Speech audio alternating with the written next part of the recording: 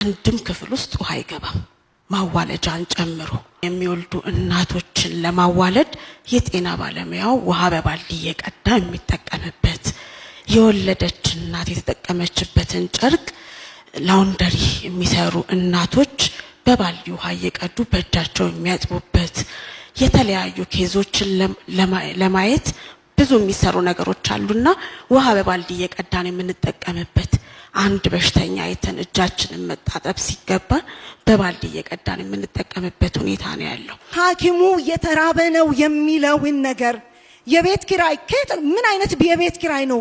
በ6000 ብር ውስጥ እንኳን ሳይበላ ሳይጠጣ ልኑር ቢል በምንድነው ተከራይቶ የሚኖረው? ልጆቻችንን አስተምረን ጤና ባለሙያ ሁኑ ብለን እነሱን እየደጎሙ መኖር ደከመን።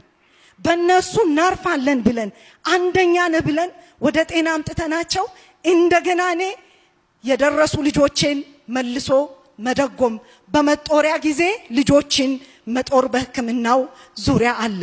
ቤታችሁ የገባ ሰዎች ታውቃላችሁ፣ ካልተደጎሙ መቆም አይችሉም፣ ካልተደጎሙ መኖር አይችሉም፣ መብላት መጠጣት አይችሉም። ወላጆቻቸውን ከሩቅ ቦታ ጥለው የመጡ ልጆች ጠውልገው ተጠቅልለው ሲተኙ ተቋም ውስጥ በጣም ያሳዝናል። የቤት ጉዳይ ነው። ለምሳሌ ከአባዶ የሚመጣው ባለሙያ እንዴት አድርጎ ነው ምኒልክ ደርሶ የሰውን ህይወት ማዳን የሚችለው? ሰዎችን ከፒያሳ ከካሳንቺስ አንስታችሁ እንደ ሰውኛ ቤት ገንብታችሁ ያስገባችሁ እኮ ሰው ስለሆኑ ነው። እኛም ሰው ነን። እኔ ያ የልጅነት ዘመኔ ይመጣብኛል። ሐኪም መሆን የሚለው ርዕስ ይመጣብኛል። ነጭ ጋውን ሴረሞኒ ለማክበር የነበረን ደስታ ይመጣብኛል። ስለዚህ ያ ኮንቲኒየስ የሆነ ሞቲቬሽን ስራዬን የሚያሰራኝ የሚገፋኝ ጠዋት የሚያስነሳኝ ቤቴ ምንም ቢሆን እዛ ጋር የምረዳውን ህዝብ የሚያሳየኝ ኮንቲኒየስ ሞቲቬሽን ያስፈልጋል ብዬ አስባለሁ። ሄልዝ ኢንሹራንስ አንፃር እኔ ያለሁበት ተቋም ለ35 ዓመት አገልግሎት የሰጠ የኛ ሜዲካል ዳይሬክተር ከረንትሊ አሁን አልጋ ላይ ያለ በህመም። ስለዚህ ዲፕ የሆነ ሄልዝ ኬር እዚህ ሀገር ውስጥ ከሚሰጡ ስራዎች ከሚሰጡ ህክምናዎች በዘለለ የበጀት ሊሚት ተደርጎ ከጎረቤት ሀገሮች አሁን ህክምናው እስከደረሰው ደረጃ መታከም የሚችሉበትን ሲስተም ቢዘረጋ እላለሁ። የመብራት መስመሩን በተመሳሳይ በጣም ያስቸገረን ጄኔሬተራችን ራሱ በመብራቱ ችግር እየቆመ ስራዎችን እንቅፋት እየሆነ ያለበት ሁኔታ ነው ያለው። ተቋማችሁ በነጻ ተታከማላችሁ እናውቃለን። እስከ ቤተሰቦቻችሁና ለአቅመ ሔዋንና አዳም እስካልደረሱ ልጆቻችሁ በሌሎችም መታከም የምትችሉበትን ከነ ዶክተር ዮሐንስ ጋር ተነጋግረን እንመልሳለን። እንዲህ በእጃችን ያለውን ብዙ የተለየ ውሳኔ የማያስፈልገውን ለመመለስ ምንም ወደ ኋላ የምንለው ነገር የለም። ለእናንተም ይሄ መረጃ ይሁናችሁ ለማለት ነው። ከመኖሪያ ቤት ጋራ ተያይዞ መጀመሪያ ከእናንተም ጋራ 2015 በተወያየንበት ጊዜ የተነሳ ጥያቄ እንደሆነ አስታውሳለሁኝ። ከዛም በፊት የነበረ ጥያቄ ነው የኖረ ነው። መጀመሪያ ከመምራኖች ጋር አያይዘን ጀመርን።